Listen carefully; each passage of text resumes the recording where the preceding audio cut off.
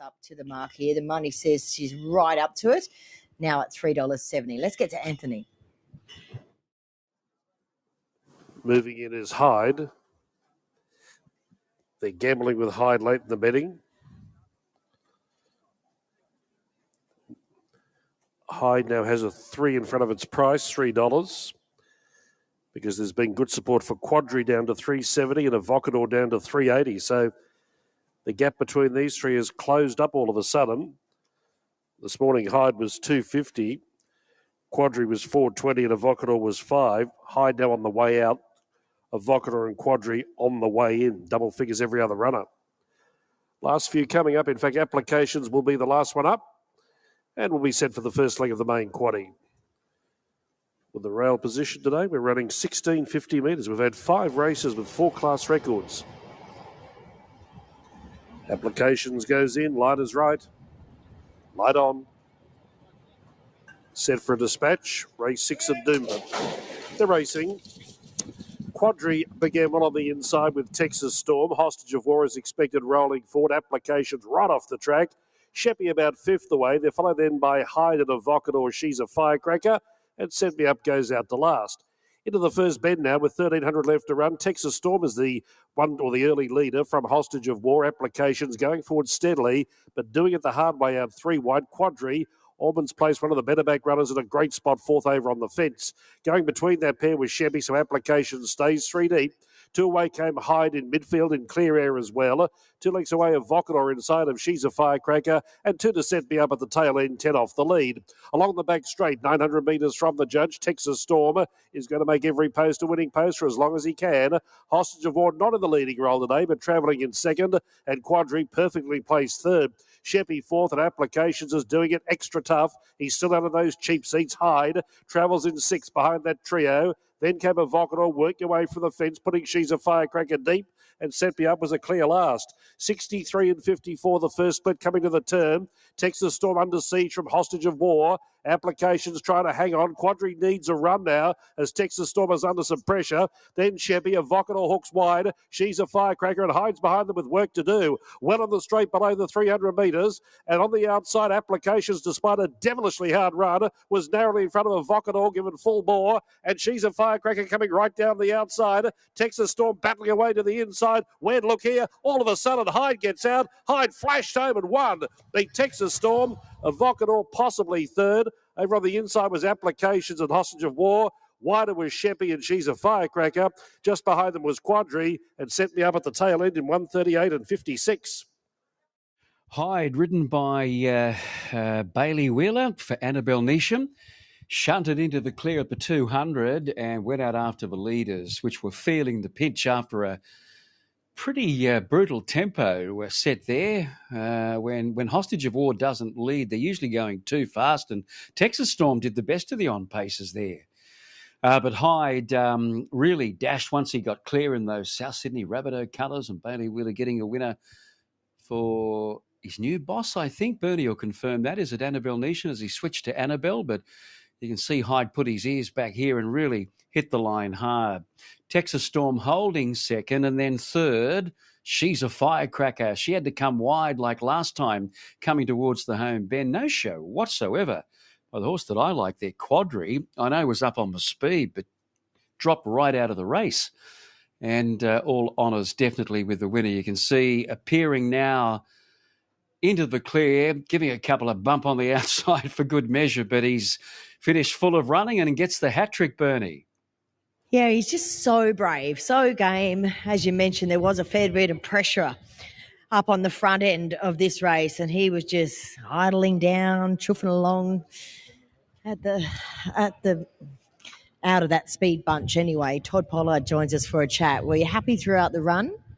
Yeah, absolutely. He's a horse that you don't want to bustle early, and the good thing about Bailey is he's actually quite a patient rider. He's claiming 3, but you wouldn't know it. He just rides like such a, like he's been doing it for the last 10 years. So that's the way you want to ride him, but then definitely turning for home, I was a little bit worried. He was in a bit of a traffic jam, and when it comes to it, Bailey's not afraid to try and get out into the clear. So it was good to see, and the horse has been very well placed. He's only been winning in the provincial so far, so it was a nice chance to get into town today. In the off-season, 3 kilo claim, and great for the owners. yeah, he's been a nice, honest horse for the stable. How long have you had this horse? We've always had him. He was one of the horses that was raced in previous ownership. Annabelle bought him back for about $80,000, and he was a bit frustrating for his first campaign or two. He was always placing, and he's just been a horse that's taken a while to mature, and we're finally getting there now and reaping the reward. So he's a true Queenslander. He's been up here as long as we have been, so it's great for the team. What would be the chances? I mean, obviously he's won to 1,800. Is he a horse that you think could win over 2,000 metres? Yeah, I think so. Last start when he won, he sort of hit the front and he just switches off. He's so laid back and casual. So it's hard to know if he will get the 2,000 metres. I think he can because he just relaxes so well in the run, but probably not too many schnitzels do. But we'll see what we can do with him. Well, you're doing a marvellous job so far. Enjoy the win. Thank you. All right, there is Todd Pollard. Let's have a chat now with Bailey Wheeler. Wow, that was clever. I was a bit nervous at the 600, but I was just glad the gaps opened up. But full credit has to go to Annabelle and Todd and their connections because he's been very well placed. Obviously, winning 2 in a row, and it's always hard to win 3 on end, but he's been able to do that. He's very cool customer. Very quiet, yeah. I was able to get into a gun spot, and when you're following Jimmy on in a race, you know you've got into a good spot. I say it week in, week out, but he travelled very well throughout, and when I got out, he let rip. Well, I'll give you a tip. He got off a horse the other day, and he said to me, I've got no problems at all following that Bailey Wheeler. Yeah, don't tell me fibs. It's a true story. Enjoy the win. Well done. Yeah, thanks. All right, there he is. As true as I stand here, he said that kid is a real thinker. All right, 2 beats 12, 8 and 11, all the way, well, an eventual win, rather, I should say, for Hyde, Anthony.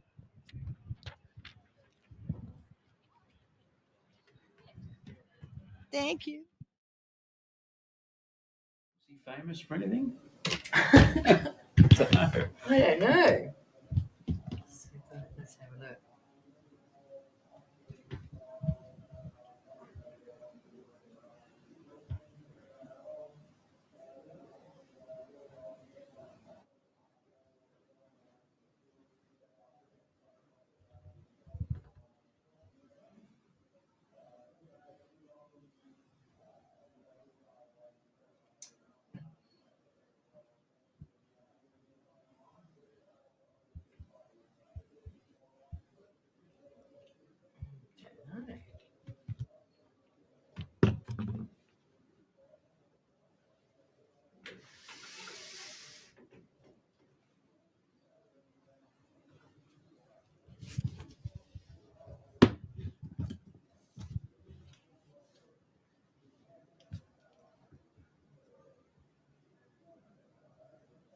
Can you hear anything? No. I think they got an ad. Yeah.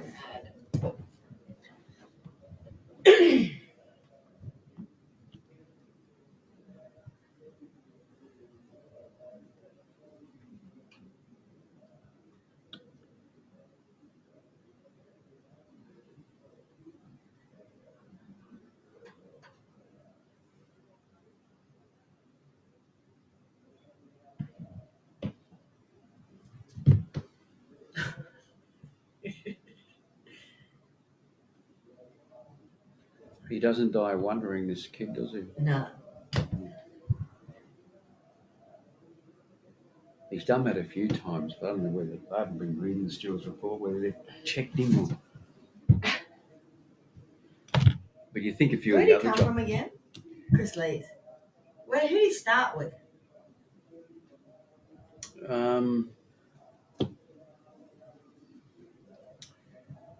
He was with someone before Chris Lees. I don't know. Originally from Coffs Harbour. Right. Yeah. And he's a fearless little bastard. Mm.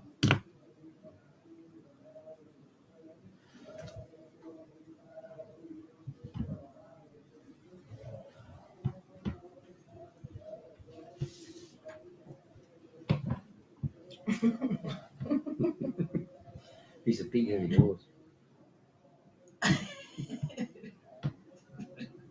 Who's there? Who's that?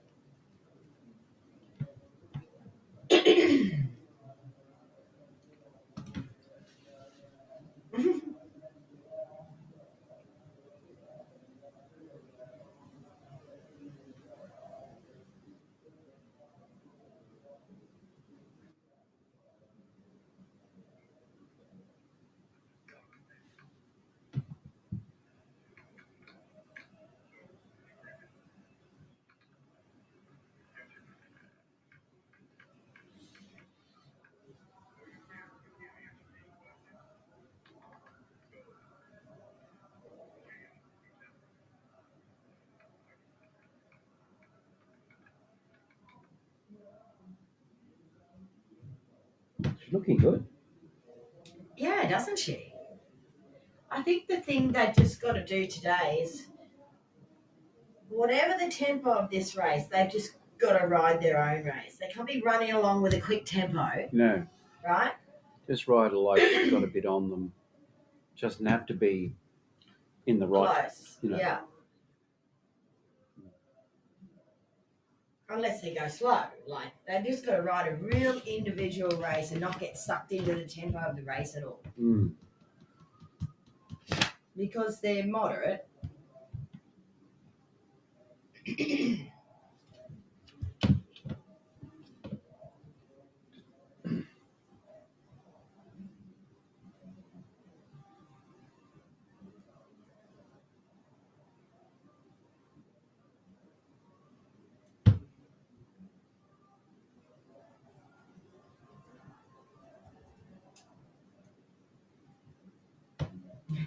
We haven't mentioned the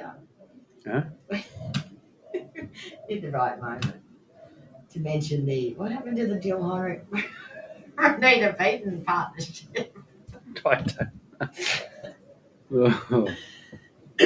She's been in Greece. Yeah, no, you showed me those pictures. Whoop, say again.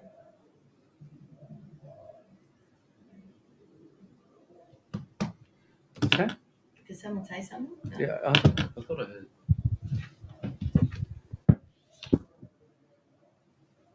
Oh, that's loud.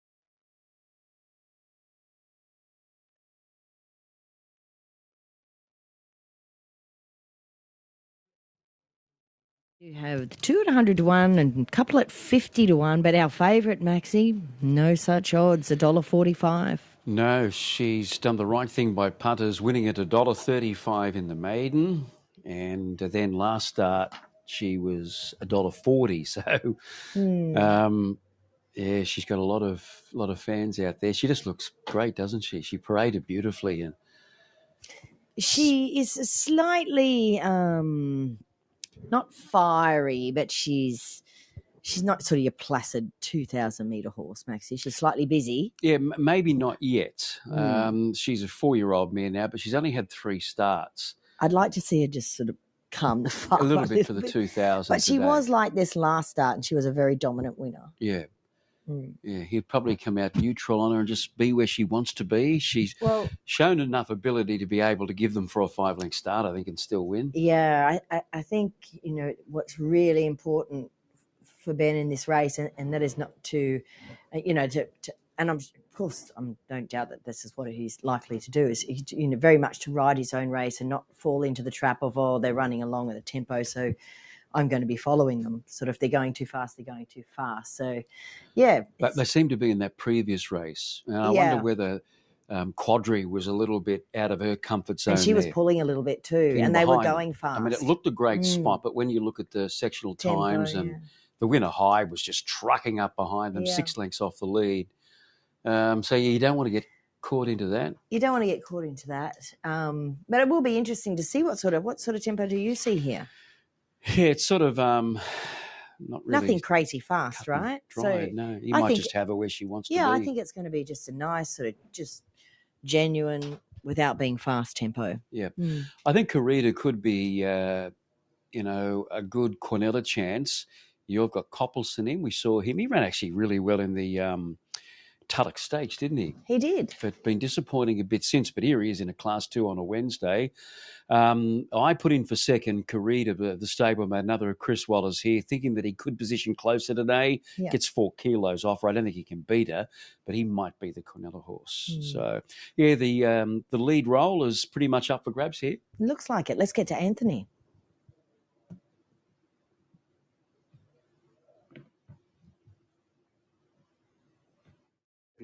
Markets first went up, only subject to 4 cents worth of deductions in the dollar, and it's going to go off at $1.50, and it holds almost 10 times the amount of money compared to the next best, which is Kureder. But yeah, very short price favourite here, Sacred Feeling. 10 times the amount of money compared to the next best. Here's David Fowler for the call. 50 to 550. That's all happened really late in the piece. So Savileo is on the 7-day backup. While Sacred Feeling is a dominant favourite, there's been good support for Savileo. We're just set to go, Anthony, for the 7th today. Tukey 12 joins them. Light turned on. Chris Hurley, the starter, has the button. Ready to release them. Gates open. Off and racing now. Sacred Feeling, in fact, was one of the first to go with Kureder. Affectionate began nicely. Our wide showing speed is Hector Cigar and Quiet Michael rolling forward. Whodat's not too far away. Mac Monty settling a bit worse in midfield on the rail. Coppelson just ahead of it. They're followed then at the head of the others by Rockton. Tukey 12 goes out to last. They go to the bottom bend at the mile turn, and Hector Segoa from Toowoomba leads away from Sacred Feeling, nice and prominent. Ben Thompson has the long odds-on favourite in second. Now third as Quiet Michael slips by her and goes outside of Hector Segoa. Kureder getting a good run fourth the rail, and Savileo right behind Sacred Feeling. Whodat's exposed 3 wide, so pushing forward steadily. Coppelson midfield defence, then Affectionate, McMonty, Rockton, Tukey 12. Only a pedestrian speed as they roll into the back straight. 1200 left to Rana. Hector Segoa under restraint, leading Quiet Michael, and Whodat slides up outside of them 3 wide. Bit more pressure on now, a bit more tempo on now. That suits Sacred Feeling. She's sitting pretty in fourth behind that leading trio in those blue colours outside of Kureder. I think the jog on Whodat's given up the ghost. He can't go forward anymore, so he drops back. A few lengths away, Savileo, outside of on the inside, Coppelson, about 3 to Affectionate. Then came McMonty, and still the tail end pair were Rocked and Tukey 12. Leaving the back, moving to the side now, 700 left to Rana. Quiet Michael is peppering Hector Segoa in the lead. Whodat has another crack out, 3 wide, Sacred Feeling, just biding its time in fourth, Kureder fifth. Then Savileo, Coppelson, Rocked asked to go forward, but we're off the track. Sacred Feeling, just a bit of pressure here, coming to a bit of traffic as they come up to the home turn. Well back in the field was McMonty, and Tukey 12 was still last. Here's a charge at the turn. The favourite gets out, Sacred Feeling, and here she comes in the straight, 300 left to Rana. Despite a wide run, Whodat briefly had the lead. Sacred Feeling tackled in, coming at the pair, Savileo, and Kureder getting up on the inside. Then Coppelson and Rock. Sacred Feeling is flat out, and she's no good thing. Kureder on the inside bursts to the lead. Kureder narrowly in front from Savileo and Sacred Feeling, and Kureder. Kureder got the money, beat home Savileo. Sacred Feeling had a chance in third. Fourth, Whodat, a good run under the circumstances. Tukey 12 passed a few. Then Coppelson, Affectionate, followed by Rocked. Well back was Hector Segoa, McMonty, and Quiet Michael whipped them in 2:8:05. So the odds on he goes under. Third place for her, but Kureder first place. Given a sweet run by Damien Thornton, fifth on the rail. Fourth spot. So Kureder has been able to turn a 4.5 length deficit around. When he met the mare Sacred Feeling last start, he was beaten 4.4, but had 4 kilos less today and probably tougher, more seasoned right now, and ridden right out to the line by Damien Thornton. He manages to get the money. The runner-up there, Savileo, he just keeps on finding one to beat all of the time. And the favourite there, Sacred Feeling, she did get into a nice position. And she certainly had a chance there, but maybe she's come to the end of it a little bit. This was a fourth start, this preparation, her first preparation, and she just wasn't the same horse as we saw in 2 previous wins. She's probably come to the end of it, but this fellow, he's been around a little while now. That was start number 9 today, his second victory, and he's returning 6.80 to $1.80. Savileo 140, Sacred Feeling 110, and then poor old Whodat. He'll sleep well again tonight. All he needs one day is a touch of luck in running, and he'll pick up one of these races, Bernie. But the gelding by Ocean Park, just a little bit too seasoned, too strong late. Yeah, he was. He was great today, wasn't he? And I think his only other win comes at this track as well, Kureder. So It's an interesting name. I remember when we rang David Devine up to ask him how to say this horse's name. He wasn't even really sure, actually. But we get Kureder. Ronnie, have you got anything to add to that? Oh, Kureder works.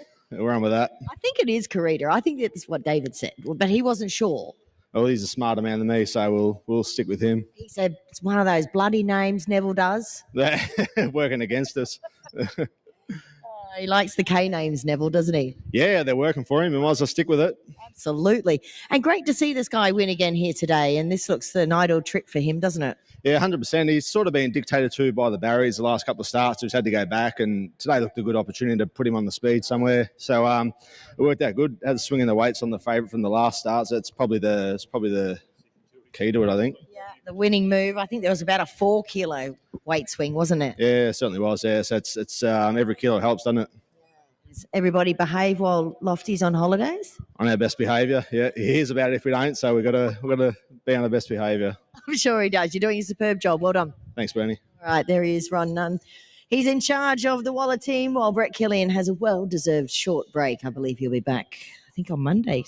All right, Kureder takes out the 7th. 10 beats 5, 4 and 1. And 2:07.93 the time there. So we come back to you, Anthony. Well done.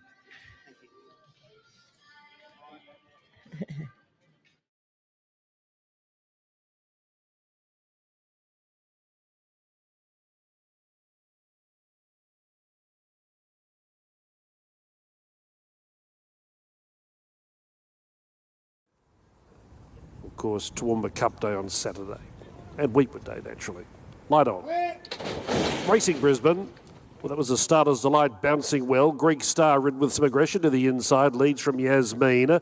Ammand pushing forward 3 wide in the early stages. Starry Eyes will land a good spot. He's 4th on the fence inside of Merseyside. Then Rising Star ridden off the pace. Second last, Mexican Star and Ronlee Gal is last. Along the back straight, down below the 1,000 metres, Greek Star strides in front, leads 3/4 Ammand, who's sitting off in second. Starry Eyes gets the box seat, 2-away third, and Yasmin, well, she's in a good position today, third up. She's basically in a 1-out, 1-back trail as they left the 800-metre pole astern.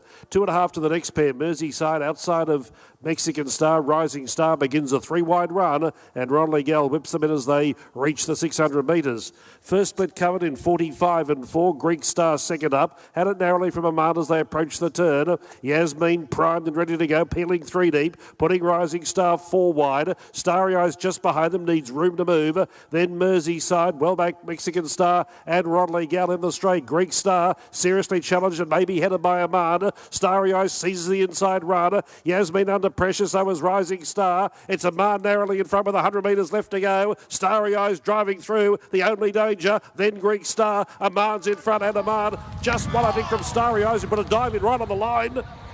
Greek Star third. Ronlee Gal passing a few, then Rising Star. Well back was Mexican Star on the last few in Merseyside, and Yasmin racing below its best. Stand by. Cameraman thinks Ammand has won, and probably has. Starry Eyes put in a dive. Bit difficult to tell on that. 1:19.42 the gallop. Starry Eyes. He got there, so I don't know. Maybe he can fit Starry Eyes into the name of his boy, his baby boy. I'm not sure, but Chris Anderson's going to join us for a chat. Chris, was that your son? Yeah, just behind us here, Bernie. He's 6'4", he's 15, and he's not allowed in because he's too young to come into the enclosure. But well done to the owners. He was really good there today. I actually didn't think we'd won. I didn't think he got the bob of the head, but Well, he's got a sort of a big head, doesn't he? like a couple of owners, Richard Morrison. Oh, we're not naming any names. No, but look, it would have been, I think, a good thing, Beat. He got obviously held up there at a vital stage and lost momentum. He had the 59.5 on his back, so he did a super job to pick himself up and just get the bob down. Do you think Ben and Steph could fit Starry Eyes into the name of their child born today? Oh, that's that right. Well, congratulations, Ben. Great effort. And Do you think he came to work on this day? yeah, incredible. He'll be in the doghouse for a while, but yeah, it's a lot of pain in front of him, Bernie. I can tell you that. But No, congratulations. That's a massive thrill for the Thompsons. And, what a wonderful way for Ben to cap the afternoon off. Good on you, Chris. Thanks, Bernie. All right, let's have a quick chat with Ben Thompson now. He's just going to have a quick photo. No, here he comes. Wow, what a day. How did the day start for you today? Yeah, it was definitely out of the ordinary, Bernie. We were up before 5 o'clock, Steph and I, and a few hours later we were parents to a beautiful little boy. So it's been an amazing day. Just a few hours? Yeah, he was born just before 10 a.m. So, yeah, it's obviously lucky. I've got a very good wife that's let me come to the races today. So it's probably almost meant to be. She won this horse's maiden, Starry Eyes, and had a lot to do with him as a young horse. So I'm sure if I don't give her a mention for, you could say, somewhat educating him, might not be let back in tonight. But no, it's been a great day, and obviously very well prepared, this horse, by Chris Anderson and his team, dropping back from 1,500, assessed him really well, found a lovely race. And to be honest, he should have won a bit more clearer, taking nothing away from Ammand. I come off the fence and I shouldn't have. The best chances were the horse of Waller's on my outside and Ammand sitting outside the leader, and I made a call too early to come off the fence. So it would have nearly bit us in the backside, but thankfully he got us over the line. We would have forgiven you for not being at your best, clearest mind today. Congratulations to you and Steph. And obviously Brad Spicer, he was a huge supporter of mine as an apprentice, so always special to put his colours on. So, great win. Great job, Ben. Thank you. All right, there he is, Ben Thompson. He rides the winner of the last, Starry Eyes. He would have been starry-eyed today, wouldn't he? 1, 7, 10 and 12. That's it for racing at Doomben today. A big 9 races. Hope you found a winner or two. Maxie, myself, and all the team will say good night. Off to a short break. Stick around. Formula Line Extra to come.